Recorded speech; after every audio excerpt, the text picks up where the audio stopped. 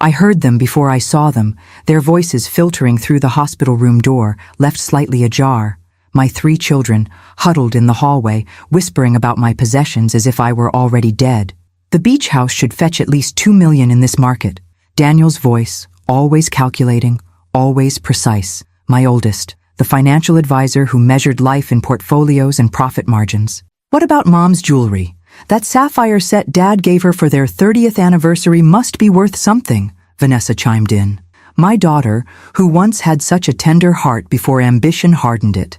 I've already contacted a buyer for the art collection, Robert added. My youngest, always following his siblings' lead. We should move quickly before the market shifts. My eyelids felt like they were weighted with stones, but somehow I forced them open. The sterile ceiling of the hospital room came into focus, followed by the steady beeping of monitors that had apparently been my only faithful companions these past. How long had it been? Days? Weeks? The last thing I remembered was reaching for my reading glasses, a sudden crushing pressure in my chest, the world tilting sideways. Then, darkness. Now, I lay motionless, breath shallow, as my children divided my life, while machines confirmed I still had one. What about her personal things? Vanessa again. The photo albums? Dad's letters? Storage unit, Daniel replied dismissively. We can sort through it later or just toss it. Nobody wants that sentimental junk. Sentimental junk. 68 years of memories reduced to junk by my own son. The realtor's meeting me at the beach house tomorrow, Robert said. She thinks we can close by the end of the month if we price it aggressively. The beach house, my sanctuary. The place where I'd watched sunsets with Richard before cancer took him 5 years ago. The place where my grandchildren had built sandcastles and collected shells. The place that held so many secrets my children knew nothing about. A nurse entered then, efficient in her blue scrubs, checking the monitors beside my bed. She glanced toward the door. Your children still here, Mrs. Sullivan? Should I tell them you're showing signs of improvement? I managed the slightest shake of my head, a movement so small it was barely perceptible. The nurse leaned closer, her voice dropping to a whisper. You can hear them, can't you? Planning already. She adjusted my IV with gentle hands. Happens more often than you'd think. Families get ahead of themselves. Ahead of themselves. Such a polite way of saying my children were vultures circling, too impatient to wait for my actual death before picking my life apart. Your vitals are stronger today, the nurse continued, making notes on her tablet. Dr. Patel will be pleased. He said you were a fighter from the start. A fighter. Yes, I had been once. When Richard got sick, when money was tight during the early years, when I had to make impossible choices. When had my children forgotten that? The door opened fully, and Daniel stepped in, startled to find the nurse at my bedside. Any change? He asked, his voice shifting to the concerned son he showed the world. Your mother's condition is stabilizing, the nurse replied. These things take time, but there are positive signs. Daniel nodded solemnly, playing his part. We're just discussing some practical matters. Mom was never good with finances or planning. Dad always handled everything. The lie slid so easily from his lips. Richard had been the dreamer, the big picture thinker. I had been the practical one, managing our household budget through lean times, making $1 stretch into $2. I understand, the nurse said, though her tone suggested she didn't.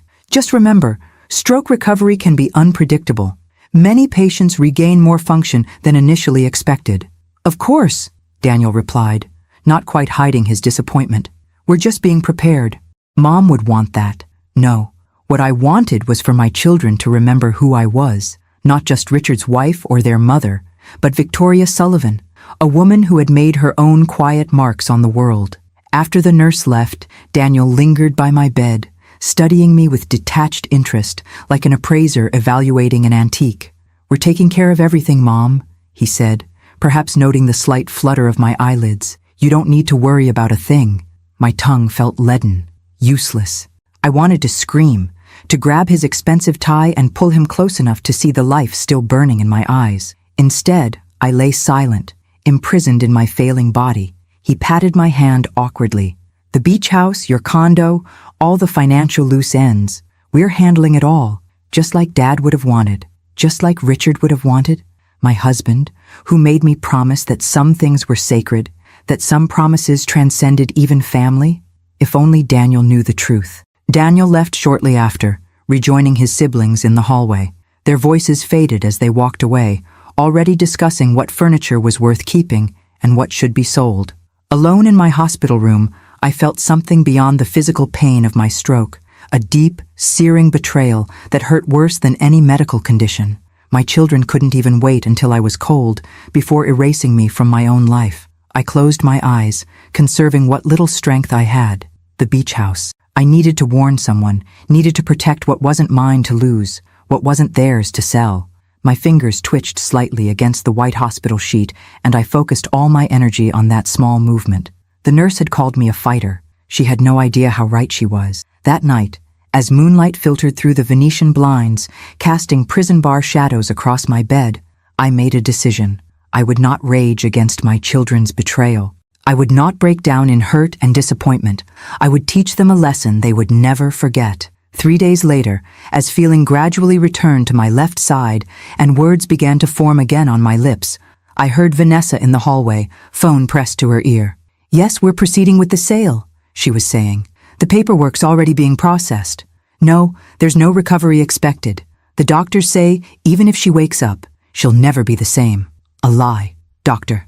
Patel had just that morning told me I was making remarkable progress, that with therapy I could regain most of my function. "The beach house closes next week," Vanessa continued. "Daniel's handling Mom's accounts. Yes, we're being smart about it. Pre-inheritance planning, the attorney called it. Pre-inheritance planning.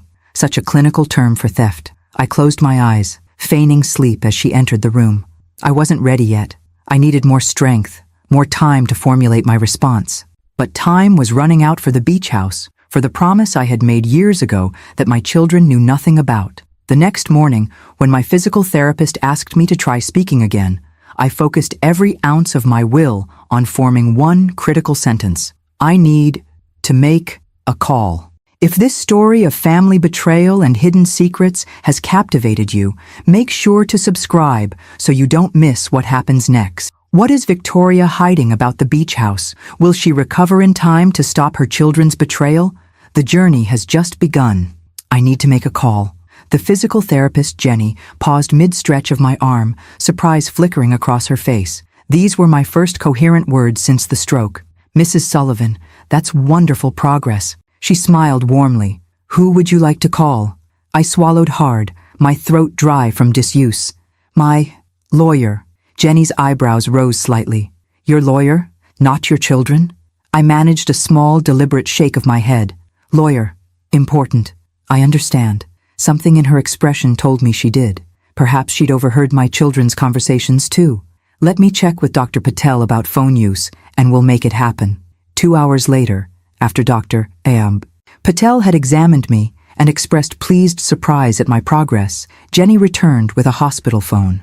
"Your doctor approved a short call," she said, positioning the phone against my ear while holding it for me. "Do you remember the number?" I did. I'd memorized Harold Winter's number decades ago, when he'd first helped Richard and me draft our wills. My fingers couldn't manage dialing yet, so Jenny input the number as I laboriously recited each digit. Harold answered on the third ring. "Winter's Legal Associates." "Harold," I managed, my voice a rasp. "Victoria Sullivan." A pause. "Victoria? My God, I heard you were unresponsive. Are you all right?" "Stroke," I confirmed. "Getting better. Need help. Emergency." "Of course, anything," he replied immediately. His voice softened. "I've known you and Richard for 30 years. Whatever you need." "Beach house," I whispered, each word an effort. "My children." "Selling it." "The Malibu property?" Harold sounded concerned.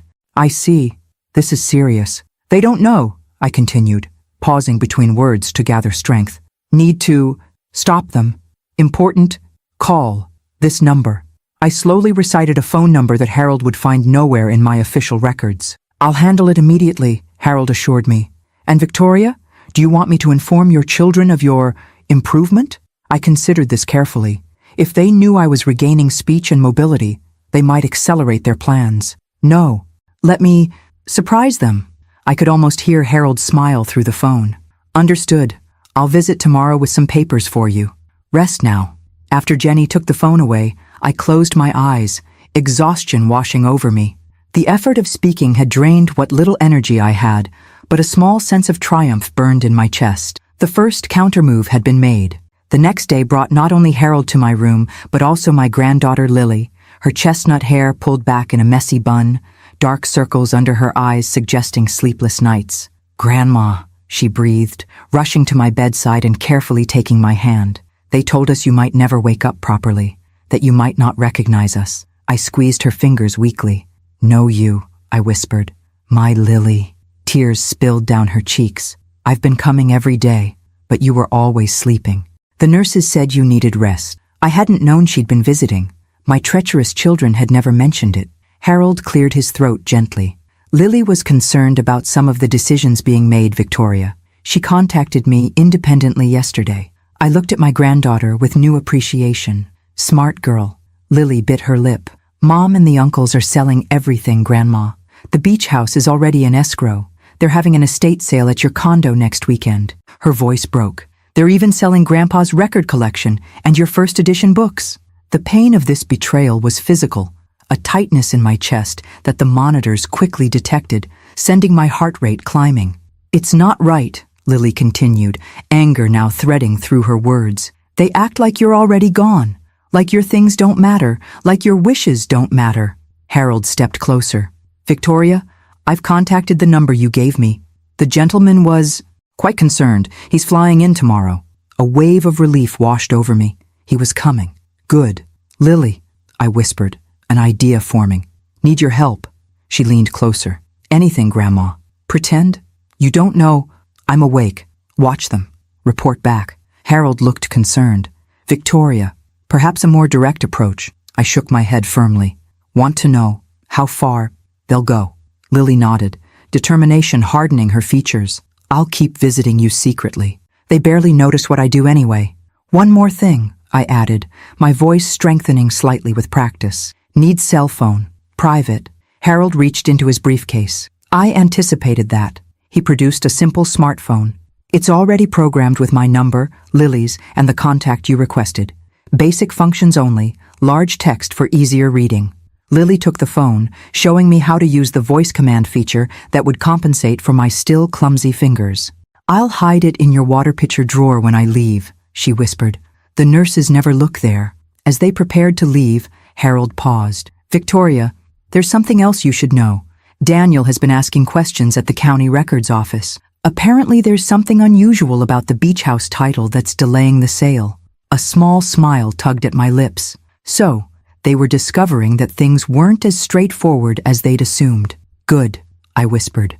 After they left, I lay back against the pillows, mental fatigue overwhelming me.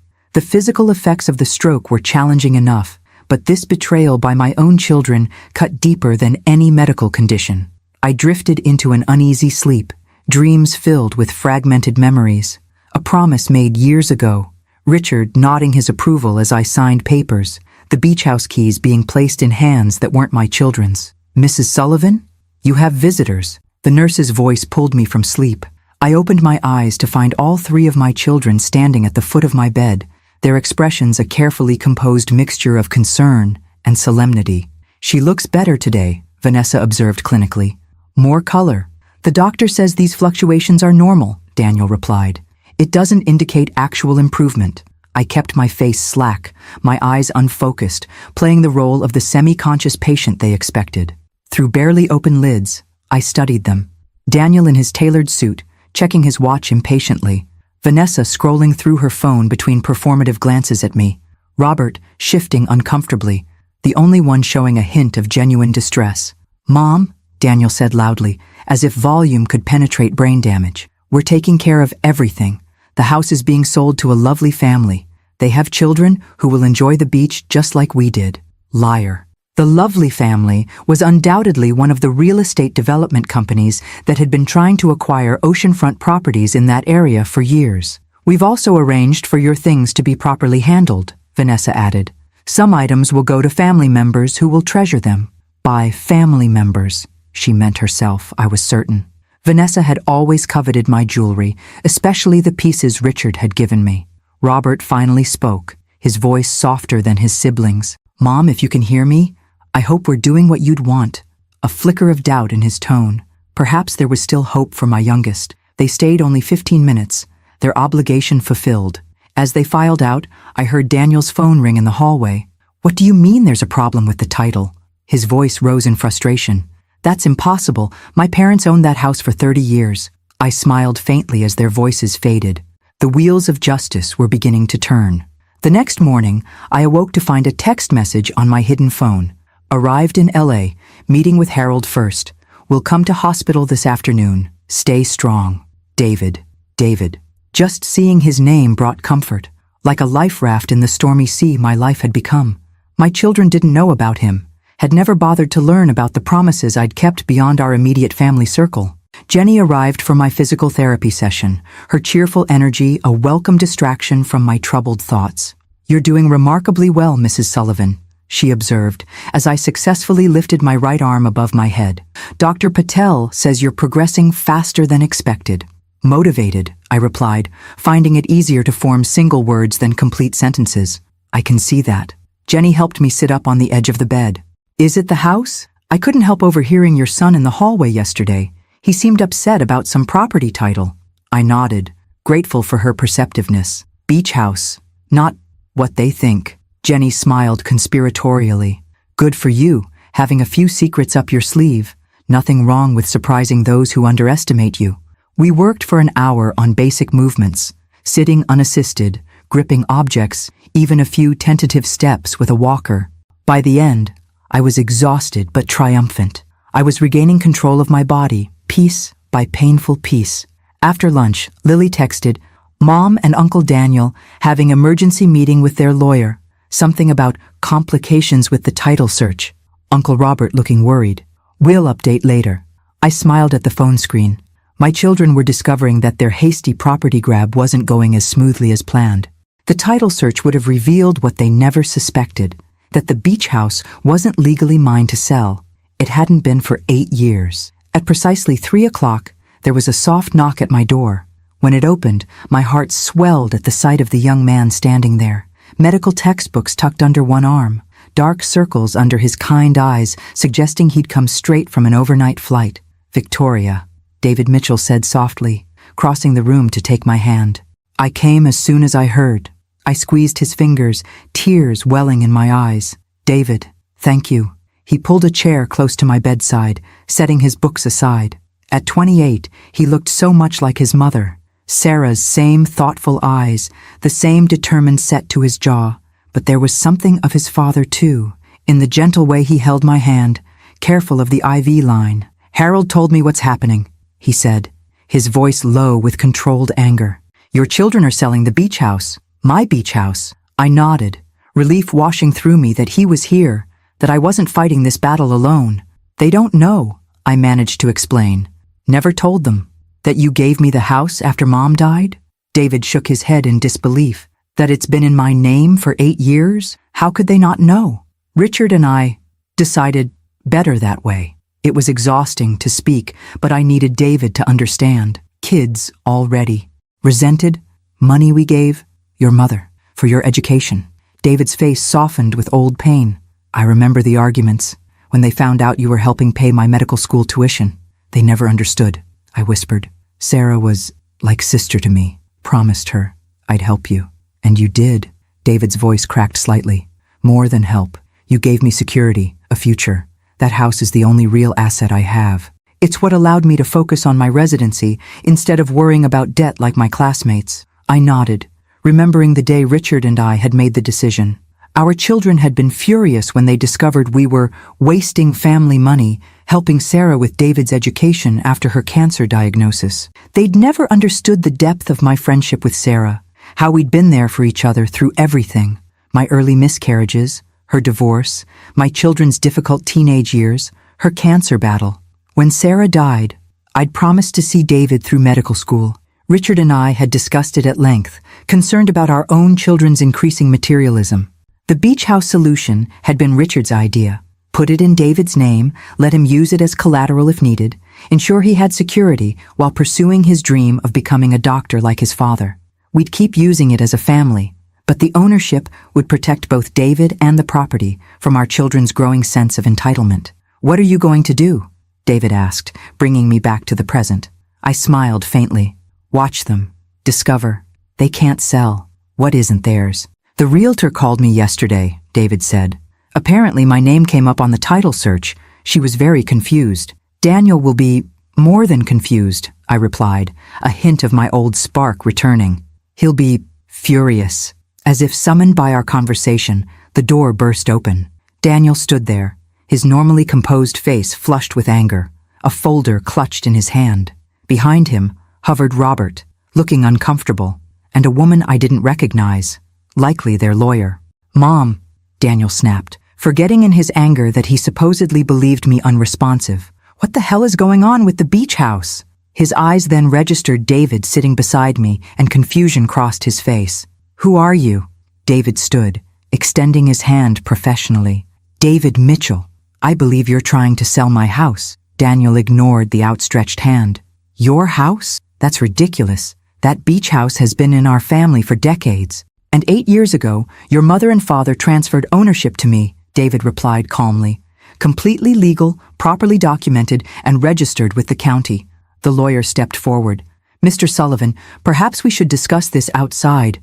"No," Daniel cut her off. "I want to hear from Mom. Mom, can you hear me? Did you give our beach house away to this stranger?" I looked directly at my son, abandoning the pretense of semi-consciousness. "Not stranger," I said clearly. "David, Sarah's son."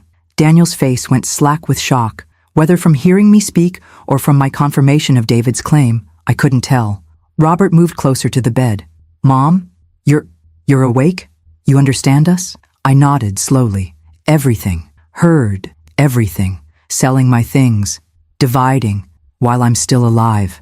Robert had the grace to look ashamed, his gaze dropping to the floor. Daniel, however, recovered quickly. "Mom, you're confused. The stroke has affected your memory. We're just managing your affairs while you recover. As for this beach house situation, there's clearly been some mistake." "No mistake," I interrupted, each word stronger than the last. "David owns house. My decision, Richard's decision. 8 years ago." The lawyer cleared her throat.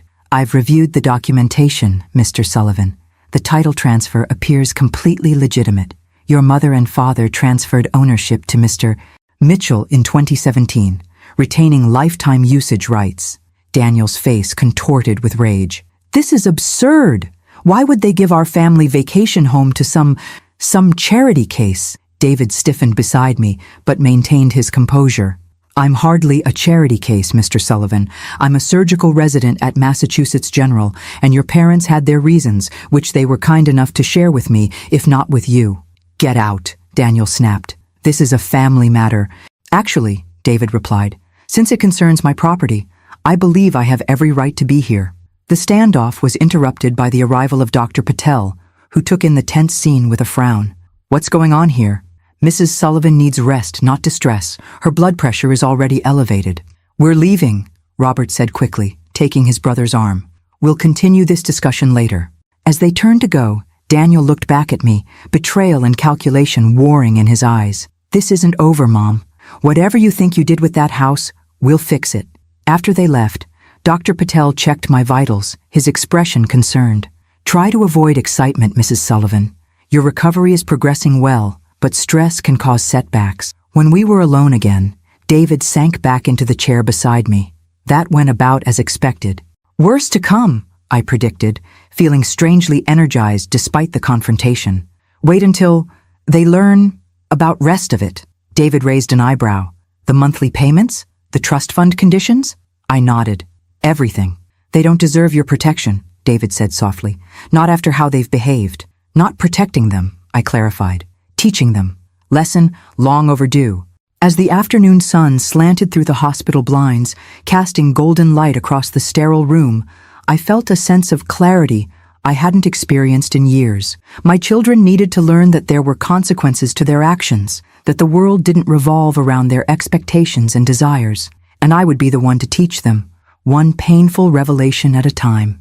News travels quickly in families, especially when inheritance is involved. By evening, Vanessa had stormed into my hospital room, designer handbag swinging wildly, face flushed with indignation. "What is this insanity about the beach house?" she demanded, without preamble. "Daniel says you gave it away, to a stranger." David had stepped out for coffee, leaving me momentarily alone. A fortunate timing that spared us another immediate confrontation. "Not stranger," I replied, finding my voice stronger after a day of practice. "David, Sarah's son." "Your friend's kid?" Vanessa's voice rose incredulously. "The one you wasted all that money on for medical school? Mom, have you lost your mind?" I regarded my daughter calmly. At 42, Vanessa had her father's striking features, but none of his compassion. Somewhere between the private schools and country clubs, she'd lost the gentle heart I once knew. "My money," I reminded her. "My choice. It wasn't just your money. It was our family legacy. Dad worked his entire life building that portfolio, and you've been giving it away to people who aren't even related to us." I shook my head slowly. Sarah was family. Not by blood, by choice. "Choice?" Vanessa scoffed. "We're your actual family, your children, your flesh and blood, and you've betrayed us for some random kid?" The door opened and Lily slipped in, freezing when she saw her mother. I hadn't expected her. She usually came in the mornings when her mother was at yoga. "Mom?" Lily looked between us, quickly assessing the situation. "I just came to bring Grandma some decent food. The hospital stuff is terrible." Vanessa turned on her daughter. "Did you know about this? About the beach house?" Lily's face remained impressively neutral. "Know what? That your grandmother gave away our beach house years ago to her friend's son. That charming vacation home that should have been part of your inheritance someday. Gone." I watched my granddaughter carefully. We hadn't discussed this specific detail during her visits. Lily hesitated, then straightened her shoulders. "I knew Grandma helped David Mitchell with medical school. She told me about it last year when I was considering pre-med. This was news to me. Lily had never mentioned interest in medicine." Vanessa's eyes narrowed. "You've been talking to her about this? Behind our backs?" "Not behind anyone's back," Lily replied evenly. "I just asked her for advice about my future, something you and Dad never seemed to have time for." The barb hit home, and Vanessa flinched slightly before recovering. "We're getting off track. The point is, your grandmother has made a terrible mistake, possibly due to her condition. We're going to fix it." "Nothing to fix," I interjected. "Legal, proper, my decision." "A decision you never discussed with your own children." Vanessa's voice cracked with emotion, the first genuine feeling I'd heard from her in days. "Would you have understood?" I asked softly. "You never gave us the chance," she replied, and for a moment, beneath the anger, I glimpsed hurt, real hurt. Perhaps I had misjudged. Perhaps, underneath the materialism and entitlement, my children genuinely felt betrayed by my secrecy, not just deprived of an asset. The moment passed quickly. Vanessa straightened, smoothing her immaculate blouse. "It doesn't matter. Daniel's already consulting with another attorney. There must be grounds to challenge this. Diminished capacity, undue influence, something." And just like that, any sympathy I'd felt evaporated. Not a word about my recovery, about how I was feeling, about what I might need. Only strategies to undo my decisions and claim what they believed was rightfully theirs. "Good luck," I said simply. The door opened again, and David entered with 2 coffee cups. He stopped short at the sight of Vanessa, his expression carefully neutral. "I didn't realize you had company. I can come back." "No need," Vanessa said coldly, gathering her purse. "I was just leaving." She turned to me, eyes hard. "This conversation isn't over, Mom." After she left, Lily exhaled shakily. That was intense. David handed me one of the coffee cups, which I accepted gratefully. "Your mother, I presume?" he asked Lily. She nodded. That was one of her more restrained performances, believe it or not. I took a careful sip of the coffee, my first since the stroke, rich and revitalizing. "Lily interested in medicine," I told David. He turned to my granddaughter with genuine interest. "Really? What specialty?" Lily blushed slightly. "I'm just exploring options, but possibly pediatrics or geriatrics. I like working with people who actually need help." The subtle dig at her family's materialistic focus wasn't lost on me. Lily had always been different, more thoughtful, more genuine. In many ways, she reminded me of myself at that age, before life had complicated everything. "We should talk," David offered. "I could tell you about my residency experience, the realities of medical school. It's rewarding, but challenging." "I'd like that," Lily replied with unexpected enthusiasm. Watching them, I felt a strange sense of continuity, as if something important was being preserved despite my children's best efforts to dismantle my legacy. Perhaps the connections that mattered most weren't the ones defined by DNA after all. "Grandma," Lily said, turning back to me, "I brought you something." She pulled a small photo album from her backpack. "I rescued it from the boxes Uncle Daniel was packing up from your condo. I thought you might want to keep it." She placed it in my lap, and I recognized it immediately. The small blue album where I'd kept photos of Sarah and me throughout our 40-year friendship.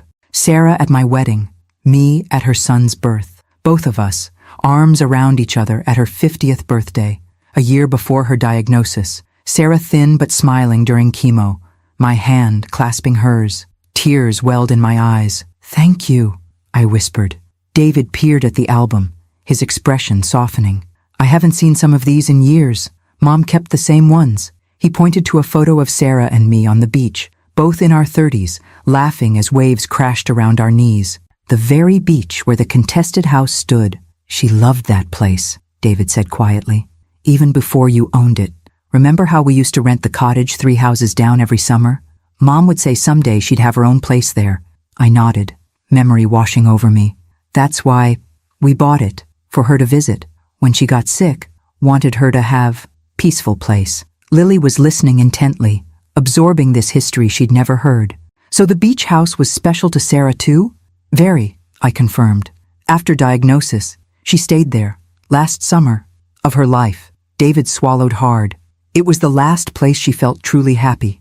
When you transferred it to me after she died, it meant everything, not just financially, but emotionally. My children never knew her, like I did," I explained to Lily.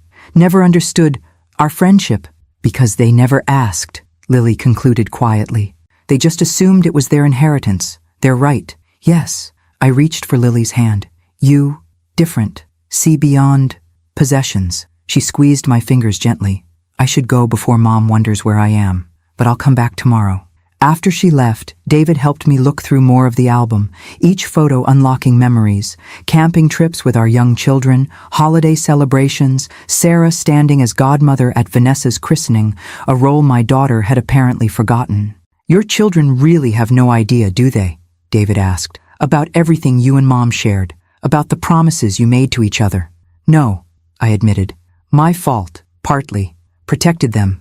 Too much. Never showed them real world. And now they're selling off your life without a second thought." There was no judgment in his tone, only sadness. "Not everything," I corrected, a small smile forming. "Beach house, just beginning. Wait until they try to access bank accounts." David raised an eyebrow. "You have more surprises in store?" "Many," I confirmed. "Richard and I planned carefully, suspected this might happen someday." "You knew your own children would try to liquidate your assets while you were hospitalized?" The disbelief in his voice was palpable. "Hoped not," I clarified. "Prepared, just in case." Richard saw signs, their focus on money, possessions, worried what would happen if I was alone. David shook his head slowly. "And they think you were the financially naive one." As evening approached, Harold arrived with documents for me to review. Papers that would make my recovery official, my competency established, my authority over my own affairs restored. "The neurologist will evaluate you tomorrow," he explained. "Once he confirms your cognitive functions are intact, we can file these immediately." I nodded gratefully. "And the other matter?" "In progress," Harold assured me. "The funds are secure.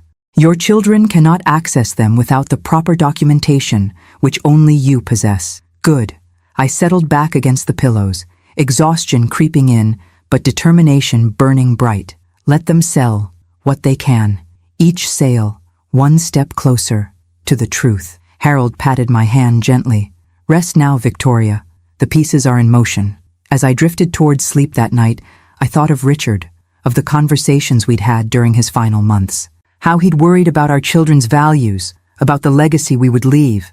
How we'd agreed that true inheritance wasn't measured in property or bank accounts, but in lessons learned and wisdom gained. Our children had missed those lessons. Perhaps, in my imperfect way, I could still teach them, even if the education came through loss rather than love. Saturday morning dawned bright and clear, the kind of perfect Southern California day that usually lifted my spirits. But as I sat in the wheelchair by my hospital window, a heaviness pressed against my chest that had nothing to do with my medical condition. Today was the estate sale at my condo. Today, strangers would pick through my possessions, haggling over prices, walking away with pieces of my life clutched in their hands. "Are you sure you want to do this?" David asked, standing behind my wheelchair. "It's not too late to stop it." I shook my head firmly. "Need to see. Need to know." Dr. Patel had cleared me for a brief outing, 4 hours maximum, with David, a trained medical professional, accompanying me. My children knew nothing of this approval, nothing of my planned visit to the very sale they had organized. "Your blood pressure," David reminded me. "If you get too upset, I'll be fine," I assured him, my speech improving daily with therapy. "Just observe. No confrontation. Not yet." He didn't look convinced, but nodded anyway. "Harold will meet us there. And Lily knows we're coming." The hospital discharge was surprisingly simple.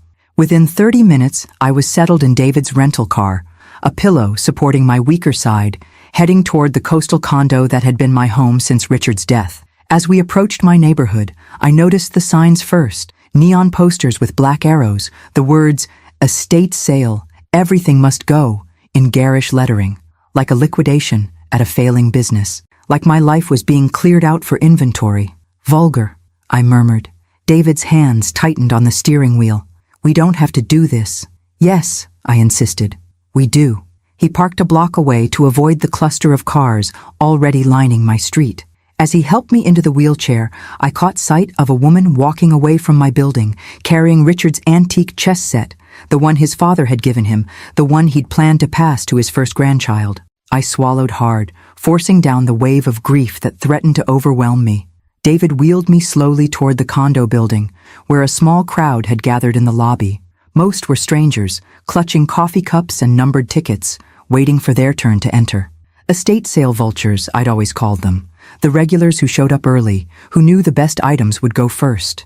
We joined the line, David pulling my sun hat lower over my face. No one gave us a second glance, just another elderly woman in a wheelchair, perhaps looking for bargains like everyone else. When our number was called, we entered the elevator to my floor. As the doors opened on the 12th story, the sounds hit me first. Voices haggling, drawers opening and closing, the particular rustle of people examining items that don't belong to them. Then, the sight, my front door standing open, strangers wandering freely through rooms that had been my private sanctuary. And in the center of it all, Vanessa and Daniel, overseeing the dismantling of my life with clipboards and calculating eyes. "Price check on the silver service," someone called. $800 for the set, Daniel replied without hesitation. "But we'll take $7 if you're buying today." $700 for the Georgian silver that had been in Richard's family for 4 generations. The service we'd agreed would go to Robert's children when they married. A middle-aged woman held up my cream cashmere sweater. "How much for this?" $40, Vanessa answered, barely glancing up from her clipboard. "All clothing is as marked. My favorite sweater, the one Richard had given me our last Christmas together, now reduced to a price tag in a stranger's hands." David squeezed my shoulder gently. "We can leave," he whispered. I shook my head, forcing myself to breathe evenly. This was why I had come, to witness, to remember, to fuel the resolve that would carry me through what was to come. We moved through the crowded rooms, unnoticed in the general bustle. In my bedroom, a woman was trying on my jewelry, holding up earrings to her reflection in my vanity mirror. In Richard's study, now emptied of his books, a man was measuring the antique desk for transport. It was in the living room that we finally encountered Lily, who was standing guard over a small stack of photo albums and personal papers. Her eyes widened when she saw us, but she quickly composed her expression, giving only the slightest nod of acknowledgement. "These items aren't for sale," she was explaining firmly to an insistent customer. "Family historical documents. But everything has a price," the woman argued. "What if I gave you $100 for the lot? Not for sale at any price," Lily repeated, her tone brooking no argument. I felt a surge of pride for my granddaughter's quiet strength. "What's the holdup here?" Daniel approached, frowning at the interaction. "This lady wants to buy Grandma's personal papers and photos," Lily explained. "I told her they're not for sale." Daniel sighed impatiently. "Lily, we discussed this. Anything we're keeping has already been removed. Everything else goes." "These are her private journals," Lily protested. Her letters from Grandpa during the war. Her parents' naturalization papers. You can't just sell these to strangers. Fine, Daniel conceded with obvious irritation. Put them in my car. But everything else is priced to move. He turned to the customer. We have some lovely first editions in the den that might interest you instead. As Daniel led the woman away, Lily finally made eye contact with us, mouthing, "Follow me," before picking up the stack of preserved items and heading toward the kitchen. In the relative privacy of the empty pantry, Lily set down her precious cargo and embraced me carefully. "Grandma, I can't believe you're here. Are you okay?" "Managing," I assured her. "Needed to see with my own eyes." "It's horrible," Lily whispered, tears threatening. "They're selling everything. Even things I know meant something special to you. I've tried to save what I could, but you've done wonderfully," I interrupted, patting her hand. "Some things, just things. Others," I gestured to the stack of albums and papers she'd protected. "Those matter. Mom found the safe in your closet," Lily continued urgently, "but she couldn't open it. They're bringing someone this afternoon to drill it." David and I exchanged glances. The safe contained the documentation we needed, the proof of the trust accounts, the arrangement with David, the conditions Richard and I had established years ago. "Harold has copies," David assured me. "Everything is legally protected." I nodded, though unease settled in my stomach. The safe also contained personal items, letters between Richard and me that were meant for no one else's eyes, the original deed to the beach house with Sarah's name mentioned in the transfer notes, explaining our reasons. "What's going on in here?" Vanessa's voice cut through our whispered conversation as she appeared in the pantry doorway. Her eyes widened as she registered my presence. "Mom, what the hell are you doing here?" "Visiting. My home," I replied calmly. "While it's still mine." Vanessa's gaze darted to David, then back to me, comprehension dawning. "You checked yourself out of the hospital? Are you insane? You had a stroke." "Doctor approved," I said simply. "Short visit." "And you?" Vanessa turned on Lily. "You knew about this? You've been conspiring behind our backs?" "Someone needed to look out for Grandma's interests," Lily replied, chin raised defiantly. Vanessa's face flushed with anger. "Daniel," she called sharply, "you need to get in here. Now!" Within moments, Daniel appeared, stopping short at the sight of me in the wheelchair. "Mom? What's going on?" "Apparently," Vanessa said icily, "Mom has checked herself out of the hospital to spy on us with the help of her friend's son and our daughter." Daniel's expression shifted from surprise to calculation. "How long have you been here?" "Long enough," I replied. "Seen everything I needed to see." "Mom, you don't understand," he began, his tone conciliatory. "This is all for your benefit. We're liquidating assets to pay for your long-term care. The doctors said—" "Liar," I interrupted, my voice stronger than it had been in weeks. "Doctors said, good prognosis. You never asked, never wanted to know."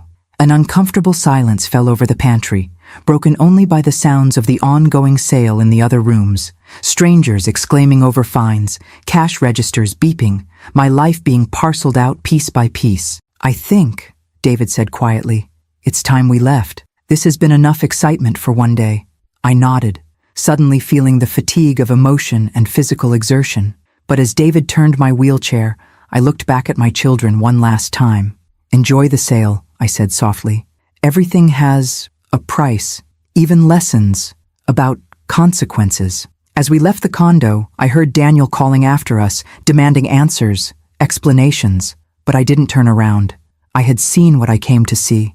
My children had shown me exactly who they were, and I had shown them, in my quiet way, that I was still very much alive and watching. The hospital room felt different when I returned, less like a prison, more like a temporary command center. Dr. Patel had been informed of my outing, and, after checking my vitals, seemed impressed rather than concerned. "Your blood pressure is actually lower than before you left," he noted, reviewing the monitors. "Sometimes confronting our fears is better than lying here imagining the worst." "Not fears," I corrected him. "Realities." He smiled sympathetically. "Well, whatever they were, facing them seems to have done you good. Your speech is markedly improved, too." After he left, Harold arrived, his normally unflappable demeanor showing signs of strain. "They've opened the safe," he announced without preamble. I had expected this, but the news still sent a cold ripple through me. When? About an hour ago. A locksmith drilled it open. Daniel has the contents. David, who had stepped out to get coffee, returned in time to hear this. All of it? The trust documents? The letters? Harold nodded grimly. Everything. He called me immediately, demanding an explanation. He's on his way here now. I closed my eyes briefly, centering myself. Good. Time for truth. Victoria, Harold cautioned. He's extremely agitated. Perhaps we should postpone this confrontation until you're stronger. No more postponing, I said firmly. No more secrets. We didn't have long to wait. Less than 20 minutes later, Daniel burst into my room, a folder clutched in his hand, his face flushed with anger. Robert trailed behind him, looking uncomfortable and out of place. What the hell is this? Daniel demanded, waving the folder. Some kind of trust that gives half your estate to this outsider? Conditions that we have to fulfill to receive our inheritance? Were you planning to tell us any of this before we embarrassed ourselves trying to sell property that apparently isn't even ours? I regarded my eldest son calmly. Sitting would be better. Long conversation. He remained standing, vibrating with indignation, but Robert sank into a chair by the window, looking relieved to be off his feet. I don't need to sit, Daniel snapped. I need explanations. This document says the beach house legally belongs to David Mitchell. It says our trust fund distributions are contingent on demonstrated financial responsibility and community service. It says you've been setting aside money every month for years to support him through medical school. Our family money. My money, I corrected gently. My choice. Dad would never have agreed to this insanity. Your father co-signed every document, I replied. His idea, many of them. Daniel looked as if I'd slapped him. That's not possible. Dad believed in family first. Always. Yes, I agreed. But family. More than blood. Sarah was my family. David became our family too. Robert finally spoke, his voice quiet. Mom, why didn't you tell us? All these years. Would you have understood? I asked, the question genuine rather than accusatory. When we helped Sarah with David's college tuition, you all objected, called it waste. Because he wasn't related to us, Daniel interjected. Because he needed it, I countered. Your father and I watched you all, growing entitled, taking for granted your privilege, caring more about things than people. Robert flinched visibly at this assessment. So this was some kind of test? Daniel's voice dripped with sarcasm. And apparently we failed, so you decided to give away our inheritance to teach us a lesson? Not all, I clarified. Proportional. You still receive substantial amounts. If, I emphasized the word, you fulfill conditions. Community service? Financial responsibility evaluations? We're not children, Mom. Then stop acting like them, I replied simply. Robert leaned forward. These conditions, what exactly do they involve? Harold stepped in, his legal training making the complex document more accessible. Each of you would need to complete 500 hours of community service at approved organizations, demonstrate responsible financial management for a period of 18 months, and participate in philanthropic planning. This is ridiculous, Daniel sputtered. We have careers, families. We don't have time for charity work. I found time, I reminded him, working full-time, raising 3 children, still volunteered, hospital, literacy program, women's shelter. That was different, he dismissed. You were a housewife. You had flexibility. I felt, rather than saw David stiffen behind me, but he maintained his professional composure. Daniel, Harold interjected, regardless of how you feel about the conditions, they are legally binding. The trust was established 7 years ago, with your father's full participation and consent. The documentation is extensive and clear. We'll challenge it, Daniel threatened. Undue influence. Diminished capacity. Your father was president of his company. When he signed, I reminded him. I was on 3 boards. Good luck. Proving diminished capacity. Robert ran a hand through his hair, a gesture so like his father's that my heart clenched. What about the monthly payments to David? Those are still ongoing? I nodded. Until his residency completes. 2 more years. Why? Robert asked, and unlike Daniel's demanding tone, his seemed genuinely confused. Why him and not, I don't know. Any of the other people you knew? It was the first thoughtful question any of my children had asked, and I answered it honestly. Sarah saved my life, once, I said quietly. Literal, not figurative. Pulled me from car after accident, stayed with me, hospital, 3 days, never left, my side. Richard traveling. You children, too young to remember. This was clearly news to both of them. When she got sick, promised I'd do, same for her, I continued. Cancer took her, but I could still help her son, keep my promise. Robert absorbed this silently while Daniel paced the small room. And the beach house? Robert finally asked. Why give him that specifically? Sarah loved it there, I explained. Last place? She was happy. David spent summers nearby as child. Richard and I decided, right thing, give David security. Let him focus, becoming doctor, like his father. You could have just set up a normal trust for him, Daniel argued, not given away our family vacation home. Not really. Family home, I pointed out. You visited twice in 5 years. Too busy, working, traveling. Only Lily came, regularly with me. Another uncomfortable truth they couldn't refute. What about the condo? Daniel demanded. Is that even yours to sell? Or have you given that away too? Condo is mine, I confirmed. But proceeds, not yours to spend. Medical trust, established, for my care. Daniel laughed bitterly. Of course, you've thought of everything, haven't you? Controlled everything from your hospital bed while we've been running ourselves ragged trying to manage your affairs? Affairs didn't need managing, I said calmly. I wasn't dying, wasn't incapacitated, permanently. You assumed, never asked. Doctors, never asked me. The truth of this hung in the air between us. Robert stood suddenly. I need some time to process this. He turned to Harold. The estate sale. What happens to that money? It must be placed in escrow, Harold replied. Since the sale was conducted without proper authorization, the funds cannot be distributed until Mrs. Sullivan provides written consent. Of course, Daniel muttered. More control. He turned to leave, the folder still clutched in his hand, but paused at the door. This isn't over, Mom. You can't manipulate us like this. We're not charity cases you can reform with your conditions and your tests. After they left, the room fell silent except for the steady beep of monitors. David sighed heavily. That went about as well as expected, he observed. Better than I feared, I replied. Robert listened, actually heard some of it. Harold gathered his briefcase. I'll file the paperwork confirming your competency tomorrow.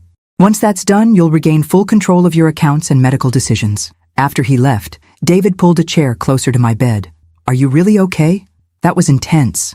I nodded, feeling a strange sense of relief despite the confrontation. Truth, finally out. No more pretending. They're still selling your things, he reminded me gently.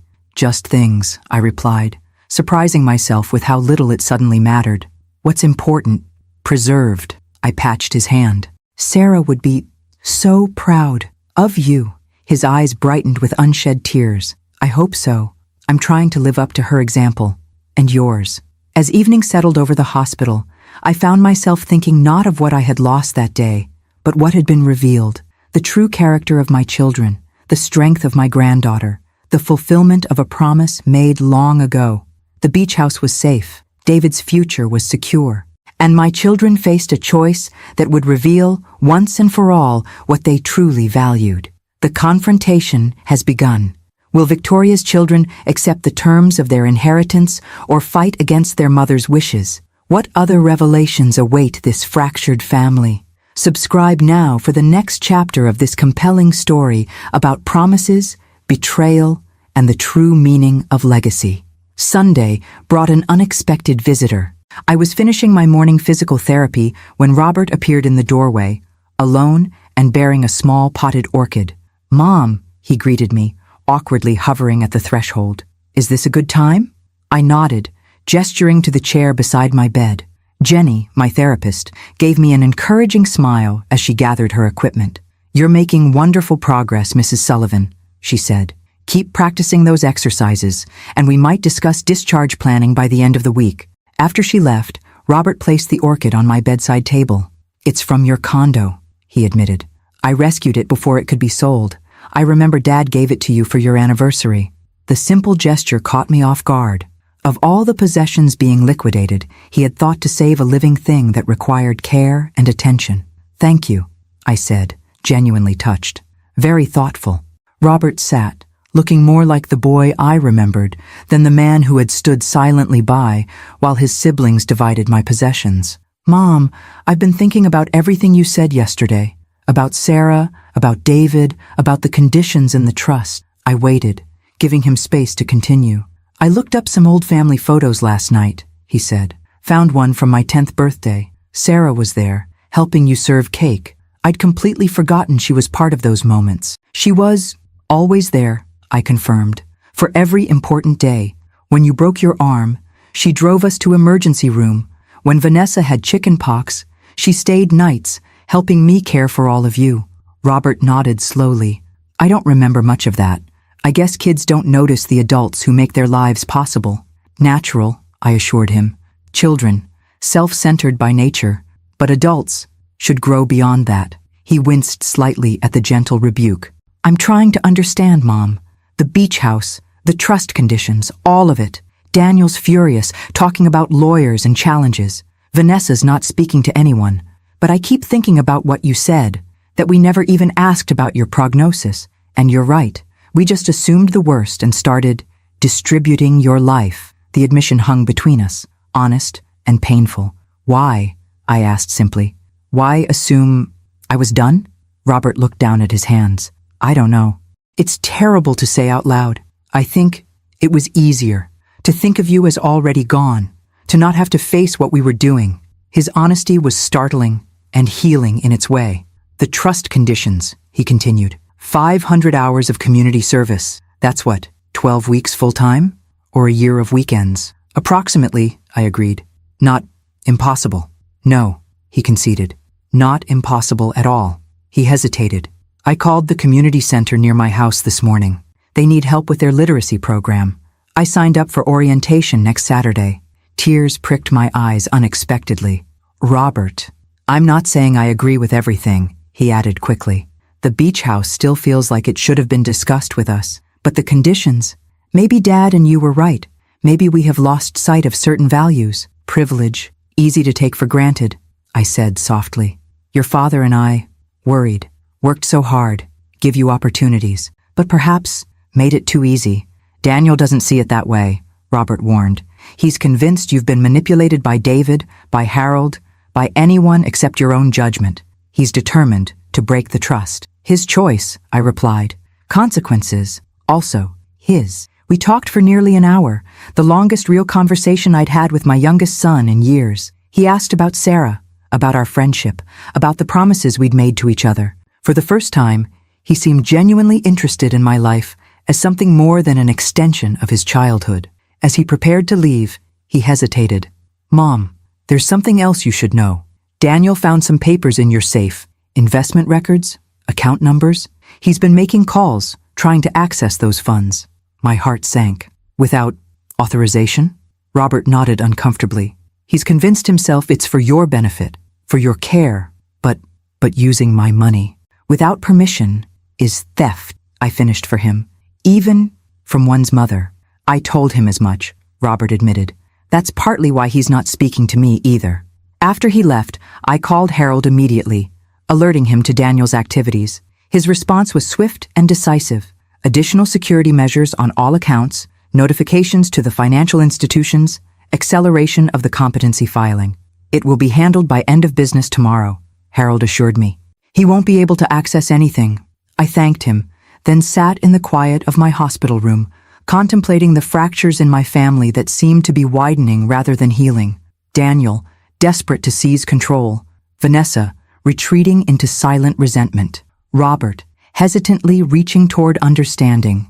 In the afternoon, Lily arrived with David, both carrying coffee and wearing expressions that suggested news. "Grandma," Lily began immediately, "Uncle Daniel came to our house this morning. He tried to convince Mom that you're being manipulated by David, that he's after your money."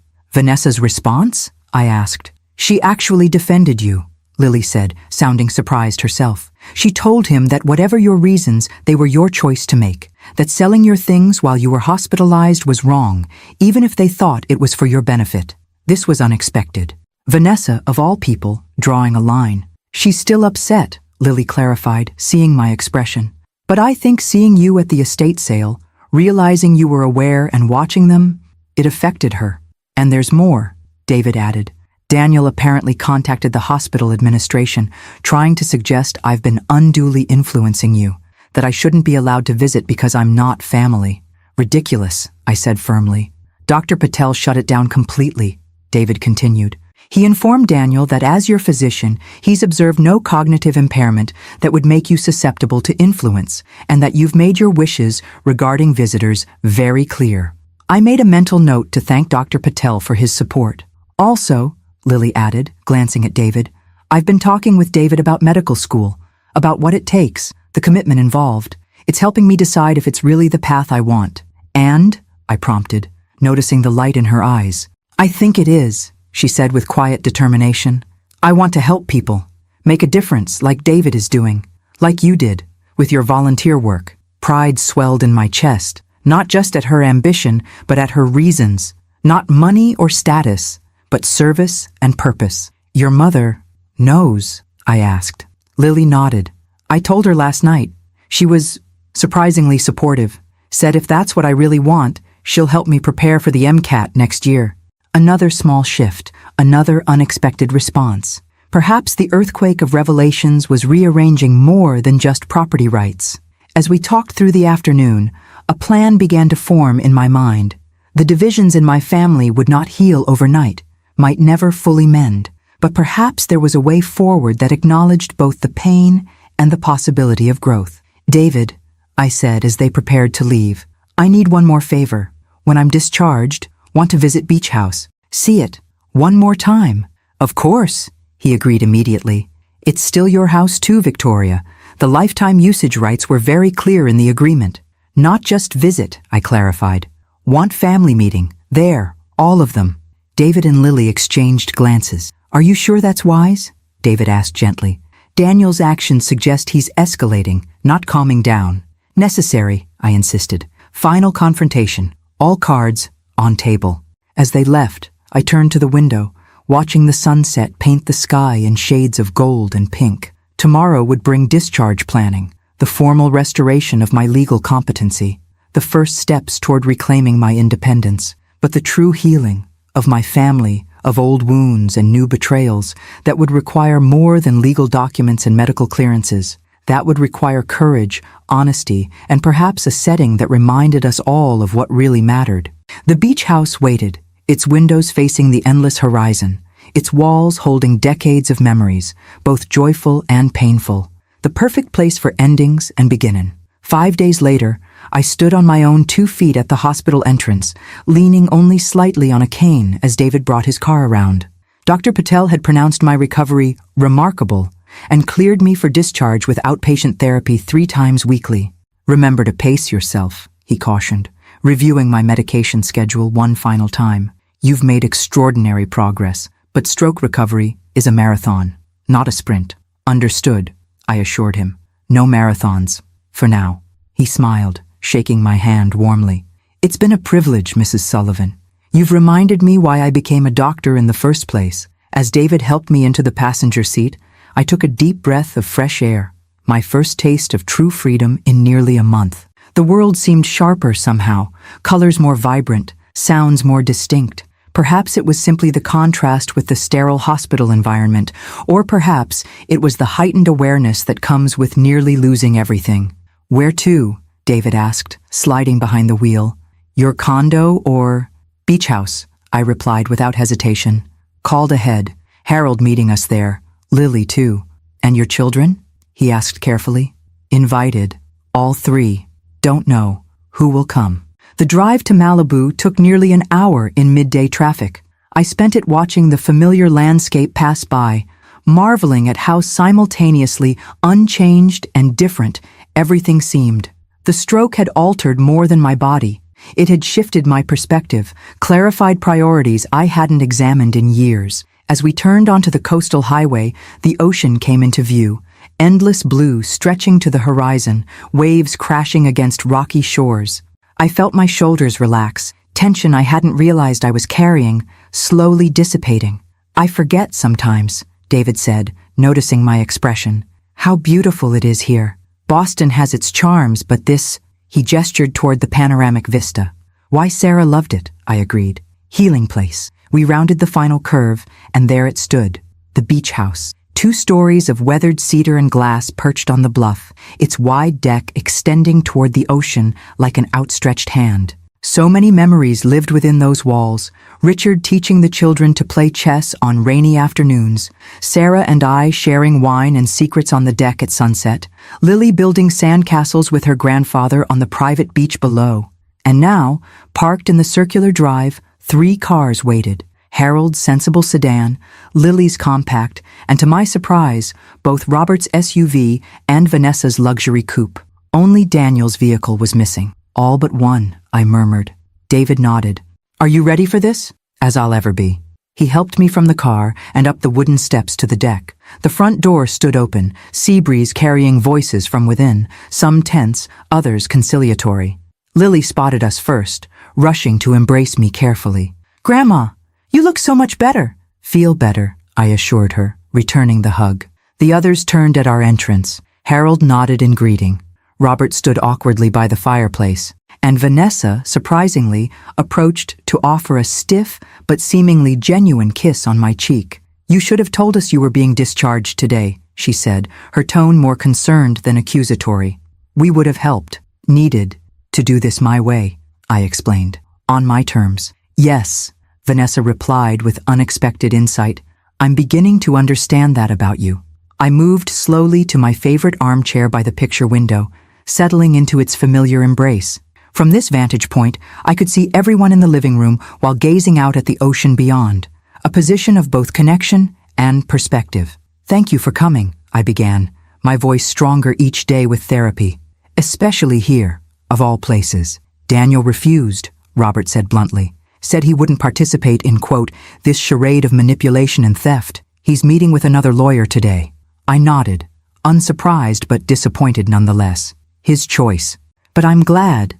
The rest of you came. Why here, Mom? Vanessa asked, perching on the sofa's edge. Why bring us to the very house you gave away? Because this house holds truth, I replied simply. About family, about promises, about what really matters. I gestured to Harold, who opened his briefcase and removed a folder. Before we begin, legal matters first. My competency, officially established. Control of all accounts, returned to me. Estate sale proceeds. In escrow until I determine their distribution. Vanessa and Robert exchanged glances, but didn't object. Now, I continued, I want to tell you a story about Sarah, about this house, about why. It belongs to David now. For the next half hour, I spoke more than I had since the stroke, recounting the 40-year friendship that my children had witnessed but never truly understood. How Sarah had stood by me through Richard's military deployment, through miscarriages and health scares, through the challenging years of raising 3 strong-willed children. How I had supported her through divorce, single parenthood, and finally, the devastating cancer diagnosis. When Sarah knew she was dying, I explained, her greatest fear wasn't death itself. It was leaving David, without support, his father, long gone, no siblings, no extended family. She asked you to look after him, Robert guessed, his expression thoughtful. Yes, but more than that, she asked me to help him, become the doctor he'd dreamed of being, like his father, a dream that required years of education, expensive education. So you helped with tuition, Vanessa acknowledged. We knew that part. What we didn't understand was why this level of commitment to someone outside our family. Because Sarah was family, I said firmly. Different kind, but no less real. She saved my life once, literally, pulled me from burning car, after accident, stayed by my side, hospital, 3 days straight. I could see this revelation landing differently now than it had with Daniel and Robert earlier. Vanessa's expression softened slightly. Richard and I decided Beach House would provide security, allow David focus on medical training, not financial stress. His name on deed meant he could borrow against it, if needed. But we retained lifetime usage rights. Nothing really changed, except paper ownership, except everything changed. Vanessa pointed out, because you never told us. You let us believe it would be ours someday. Fair criticism, I acknowledged. Perhaps should have been more transparent, but your reactions to helping with tuition didn't inspire confidence. You called it waste of family resources. No one could deny this truth. The trust conditions, Robert interjected. The community service requirements. Why structure our inheritance that way? I turned to him with appreciation for the direct question. Because money without purpose or perspective can damage as easily as help. Your father and I wanted more for you than just financial security. Wanted you to experience giving back, finding meaning beyond possessions. I've started, Robert said quietly. The literacy program. It's actually rewarding. Helping adults learn to read, seeing their progress. I didn't expect to enjoy it. Pride warmed my chest at this small but significant step. I looked into the women's shelter program, Vanessa admitted unexpectedly. The one you volunteered with for years. They need help with their financial literacy workshops, teaching budgeting, credit management. I thought maybe my skills could be useful there. The surprise must have shown on my face because she added defensively, I'm not saying I agree with all of this, but I'm considering the conditions, testing the waters. It was more than I had dared hope for. David, who had remained silent throughout, finally spoke. I want you all to know something. When your mother transferred the beach house to me, it came with her own conditions, that it remain available to your family, that any significant decisions about its use or potential sale would include consultation with all of you. She never intended to cut you out of this place or its memories. Is that true? Robert asked me directly. I nodded.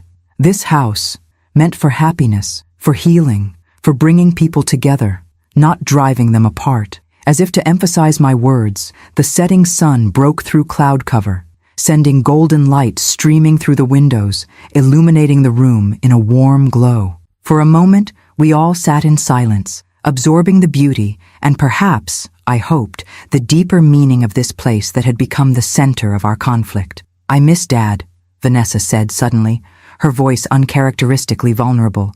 Being here, I can almost feel him. His presence. Me too, Robert agreed softly. He would be so proud of you both, I told them, for being here, for listening, for trying to understand. The moment of connection was fragile but real, a tentative bridge across the chasm that had opened between us, not complete, not with Daniel's absence and the wounds still fresh, but a beginning. Outside, waves crashed against the shore in their eternal rhythm, reminding us that some things remained constant, even as others changed forever. The peace of our family gathering shattered with the sound of tires on gravel. Through the front windows, we watched Daniel's luxury sedan skid to a stop in the circular drive, his movements jerky with anger as he slammed the car door and strode toward the house. This should be interesting, Vanessa murmured, straightening as if preparing for battle. I gripped my cane tighter. Let him speak.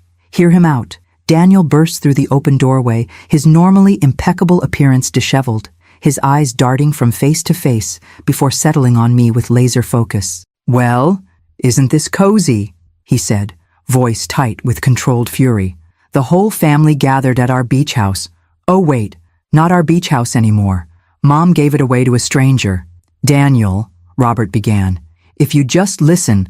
I've heard enough, Daniel cut him off. While you've all been sitting here getting manipulated, I've been doing actual research. He brandished a folder similar to the one Harold had brought. Found some very interesting things about the timing of this property transfer. He approached, towering over my seated figure. The beach house was transferred to David Mitchell 8 years ago, just months after Dad's first cancer diagnosis. Convenient timing, wouldn't you say? When he was vulnerable? When you both knew he might not survive? A cold silence fell over the room. Even Vanessa looked shocked at the accusation. That's enough, David said quietly, stepping forward. You're upset, I understand, but that crosses a line. Stay out of this, Daniel snapped. You're the beneficiary of all this manipulation. Of course you'd defend it. I raised my hand, silencing further interruptions. Let him finish. Say your piece, Daniel. He seemed momentarily thrown by my calm acceptance, but quickly recovered. The trust conditions, the property transfer, all of it happened when Dad was sick, when he wasn't thinking clearly, when you were making decisions for both of you. The lawyer I spoke with today says we have grounds to challenge everything based on Dad's diminished capacity at the time. Harold stirred from his corner. That would be extremely difficult to prove, given the extensive documentation and multiple witnesses to Richard's competency at the time of signing. We'll see about that, Daniel retorted. And there's more. I've been going through financial records. Mom has been sending money to David monthly for years, thousands of dollars diverted from our family's resources. My resources, I corrected quietly. My choice. Dad would never have approved, Daniel insisted. Not of giving away a family property, not of these ridiculous conditions on our inheritance. I studied my eldest son. The tight line of his jaw, the defensive posture, the absolute certainty in his eyes. In many ways, he reminded me of myself at his age, stubborn, convinced of my own righteousness, unable to see beyond my narrow perspective. Sit down, Daniel, I said, my voice surprisingly strong and steady. There's something you need to see. He hesitated, then grudgingly took a seat across from me, as far from David as possible. I nodded to Harold, who removed a sealed envelope from his briefcase and handed it to me. I was saving this for last resort, hoped we wouldn't need it. With slightly trembling fingers, I broke the seal and removed a DVD in a clear case. Richard made this 6 months before he died, asked me to keep it, unless absolutely necessary. What is it? Robert asked. Your father, speaking directly to you, about all of this. Daniel scoffed. Convenient.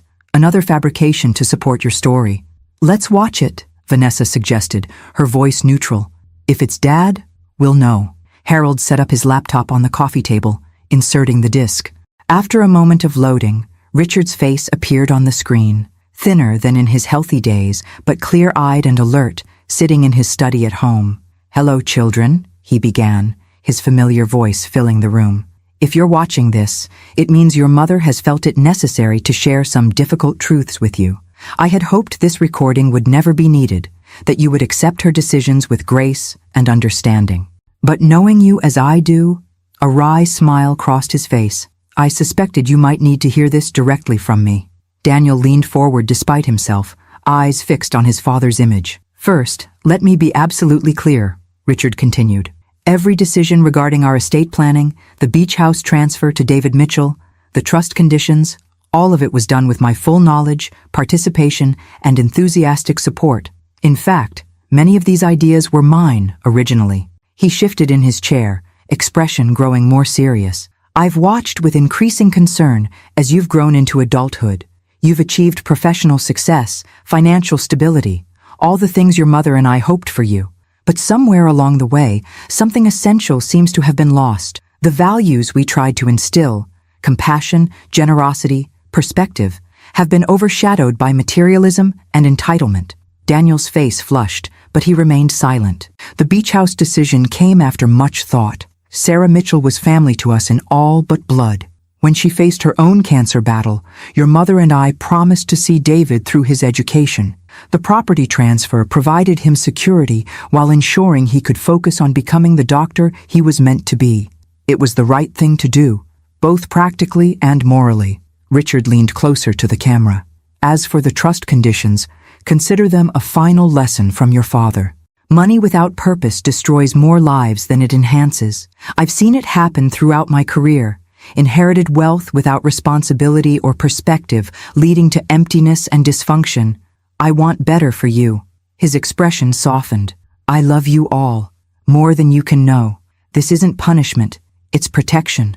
The greatest gift I can give you isn't financial security, but the opportunity to discover what truly matters. Your mother has honored my wishes perfectly. Any anger you feel should be directed at me, not her. The recording ended with Richard's gentle smile, frozen on the screen for a moment before fading to black. The silence that followed was profound, broken only by the distant sound of waves against the shore. Daniel stood abruptly, walking to the window with his back to the room. His shoulders were rigid, hands clenched at his sides. Daniel? I called softly. I need some air, he muttered, pushing through the door to the deck without looking back. Robert wiped moisture from his eyes. That was hard to watch, but it was Dad. Unmistakably Dad. Every word, every mannerism, Vanessa agreed quietly. No one could fake that. I watched Daniel through the window, standing at the deck railing, facing the ocean as darkness began to fall. His posture spoke of conflict, of a world view being forcibly realigned.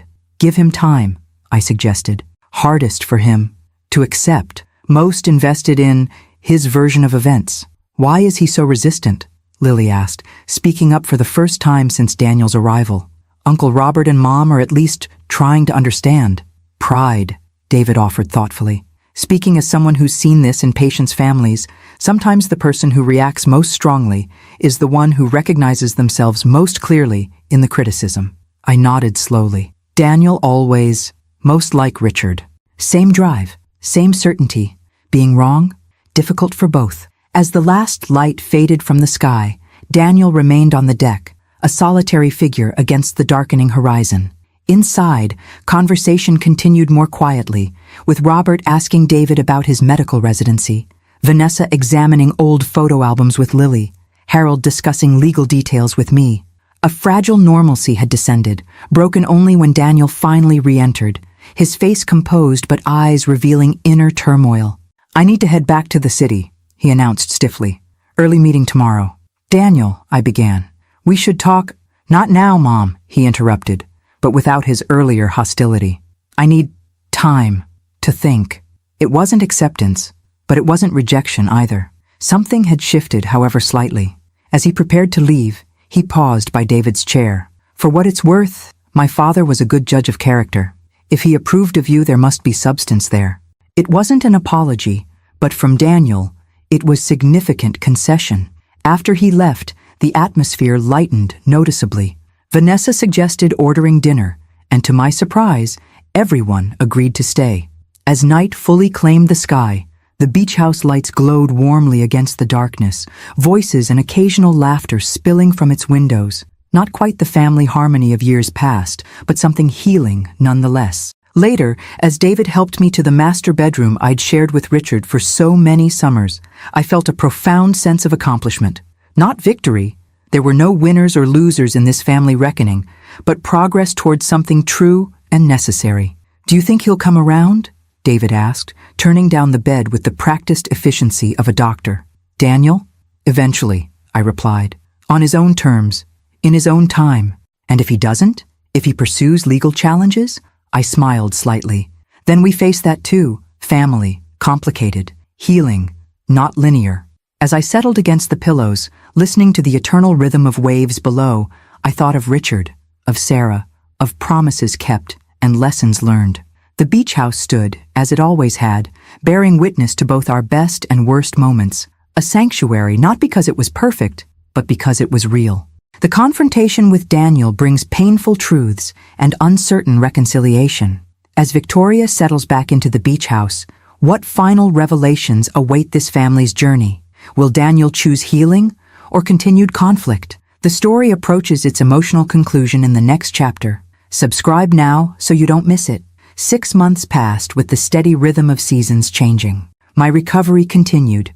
Physical therapy twice weekly, speech almost completely restored, the cane relegated to a corner most days. The beach house became my primary residence, its peaceful surroundings more conducive to healing than my city condo. Life settled into new patterns. Robert visited most weekends, often bringing his children, who delighted in rediscovering the beach their father had loved as a boy. Vanessa came less frequently, but with growing ease, sometimes staying overnight, our conversations gradually moving beyond pleasantries to something approaching genuine connection.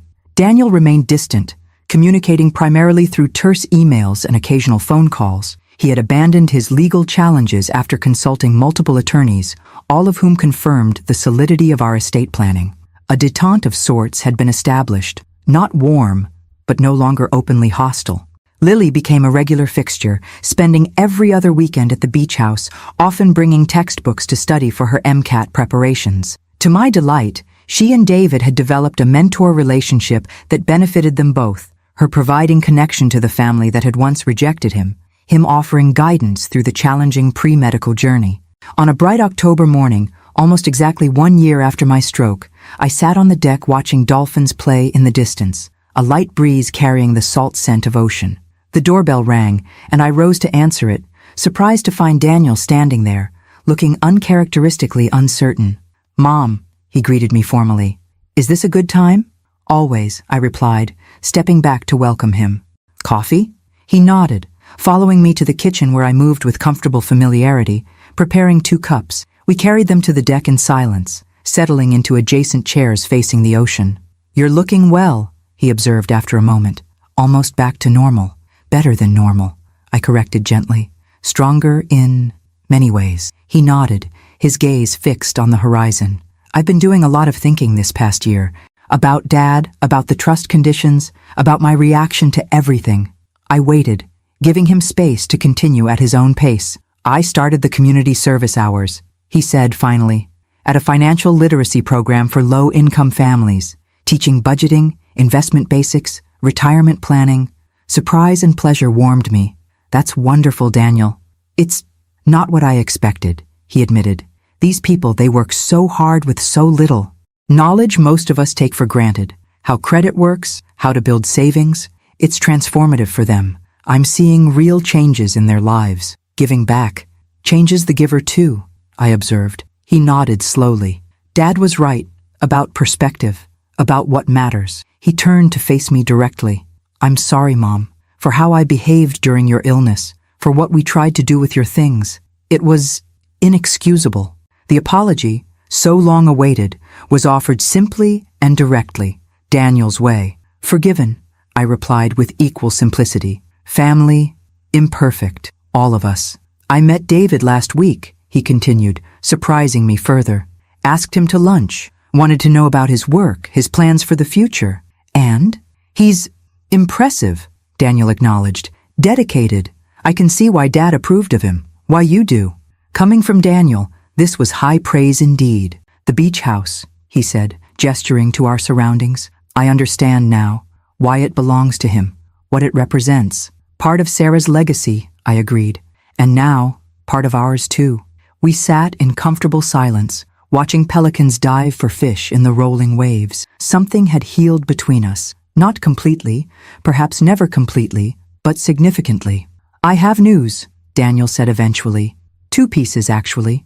"Oh? First, I've accepted a board position with the Financial Literacy Foundation. It means cutting back at the firm, but it feels right." I reached over to squeeze his hand, too moved for words. "Second," he continued, "Amanda and I are expecting. A girl, due in February." Joy bloomed in my chest. "Daniel, that's wonderful." A small smile softened his features. "We're thinking of naming her Sarah, if that would be all right with you." Tears sprang to my eyes, unexpected and welcome. More than all right. Perfect. When he left that afternoon, our goodbye held none of the tension of recent months. Instead, there was a tentative warmth, a bridge being carefully rebuilt. 2 weeks later, on a crisp autumn day, I hosted a gathering at the beach house, not just family this time, but a purposeful expansion of our circle. David was there, of course, along with Lily, Robert and his children, Vanessa, and even Daniel with his wife. But also present were members of the foundation, where Daniel volunteered, colleagues from David's hospital, students from Lily's pre-med program. As twilight approached, I clinked my glass for attention. The conversations quieted as everyone turned expectantly. "Thank you all for coming," I began, my voice clear and strong. "This gathering marks something special. Today, we're officially launching the Sarah Mitchell Foundation for Medical Education." David's expression registered surprise. We had discussed the concept, but not the timing or name. "This foundation," I continued, "will provide scholarships for promising students pursuing medical careers, with priority given to those who've lost parents or faced similar hardships. Initial funding comes from me, but I'm pleased to announce that all 3 of my children have chosen to contribute as well." I nodded to Daniel, Vanessa, and Robert, who each raised their glasses in acknowledgement. David Mitchell will serve as the foundation's first director, with my granddaughter Lily as program coordinator, while she completes her pre-medical studies. Applause rippled through the gathering as David stepped forward, visibly moved. "I'm overwhelmed," he admitted. "Victoria, this honors my mother's memory in the most meaningful way possible, helping others follow the path she encouraged me to take." He paused, composing himself. "Thank you isn't adequate, but it's all I have." As the celebration continued into evening, with lights strung across the deck and laughter carrying on the ocean breeze, I found a quiet moment to slip away to the beach. The sand was cool beneath my feet as I walked toward the water's edge, where waves gently erased footprints with each advancing tide. I thought of Richard, of Sarah, of promises made and kept, of a stroke that could have ended everything, but instead had clarified what truly mattered, of children who had disappointed me deeply and then, in their different ways, found paths toward redemption.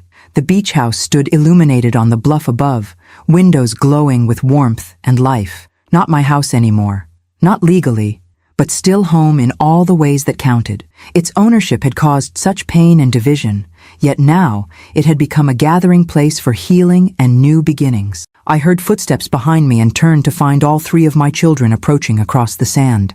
"Mom, everyone's asking for you," Vanessa said, reaching me first. "David wants to make some kind of toast. Just needed a moment," I explained, "to appreciate everything." Daniel gestured toward the house. "You've created quite a legacy up there. Not the one we expected, perhaps, but meaningful." "Not my legacy," I corrected gently. "Ours, all of us, including Sarah, including Richard."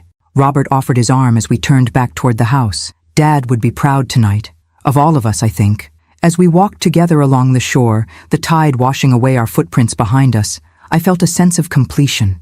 Not perfection, life offered no such guarantees, but something equally valuable: authenticity, connection, purpose. The inheritance my children had once so desperately sought to claim had been transformed into something far more valuable than property or bank accounts. They were learning, in their individual ways, what Richard and I had hoped to teach them all along: that true legacy lies not in what we possess, but in what we give. Not in what we claim as ours, but in what we create together. And that some promises, once made, reshape not just our lives, but the lives of generations to follow. A ripple effect of compassion and commitment that no betrayal could ultimately diminish. As this story of family betrayal and redemption concludes, we're reminded that true inheritance isn't found in possessions, but in the values we choose to carry forward. Victoria's journey from hospital bed to healing has transformed not just her life, but the lives of everyone around her. Thank you for following this emotional story. If it touched your heart, please subscribe and turn on notifications so you never miss another powerful tale of family, forgiveness, and finding what truly matters.